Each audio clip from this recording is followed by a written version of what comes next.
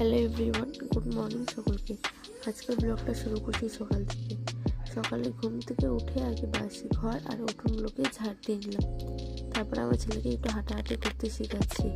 কিছুক্ষণ পরে ব্রাশ করতে চলে আসলাম। ব্রাশ করার পরে ঘরে গিয়ে দুটো খেজুর আর আমি উষ্ণ গরম জল খাই। সকালে দুটো খেজুর আর উষ্ণ গরম জল খেয়ে তারপরে বাকি কাজগুলো করি। কালকে অনেক কাপড় কাচাকাচি করা হয়েছে, তো কিছু কাপড় শুকিয়েছে, আবার কিছু কাপড় শুকায়নি। যেগুলো কাপড় শুকায়নি ওগুলো কাপড় আজকে তারে শুকাতে দিয়ে দিলাম। তারপরে আমার ছেলেকে আবার হাঁটতে শেখাচ্ছি। এই টেবিলে আমাদের খাবার ভাত সবজি রাখা হয়, ওই টেবিলটাকে পরিষ্কার করে নিলাম। তারপরে চলে আসলাম সবজি কাটতে। আজকে সকালে রান্না হবে খিচুড়ি, ওই জন্য সবজিগুলো কেটে খিচুড়িটা রান্না করতে বসিয়ে দিলাম।